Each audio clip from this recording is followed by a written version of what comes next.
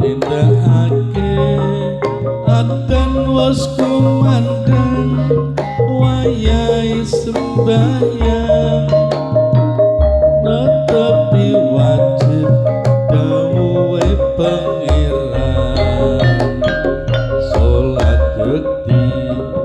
taklak ing agama limang wektu kudu tansah jaga kanthi istiqomah lan sing tumaknina luwih sampurna yen berjamaah subuh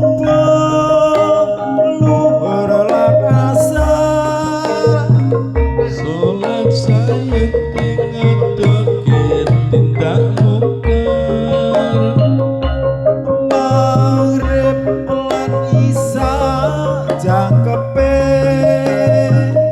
rayokane ditambah salat sunahe aja sembrono iku perintah agama eling ono ning donya mung sedelo sabar lan tawakal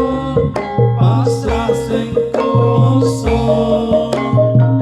yen kepareng besok munggah swarga la ilaha illallah la ilaha illallah la ilaha illallah Muhammadar Rasulullah la ilaha illallah la ilaha illallah la ilaha illallah Muhammadar Rasulullah Bapak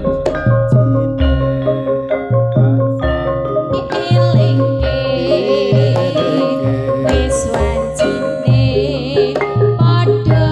nindakake atin was kumandang wayahe sembahyang netepi wajib dawuhe pangeran salat dadi jagake agama limang waktu kudu tansah dijaga kanthi istiqomah lan sing tumaknina luwih saprana yen berjamaah subuh duhur lan asar salat sayang tinggatoke tindak mungkar maghrib lan isya jangkepe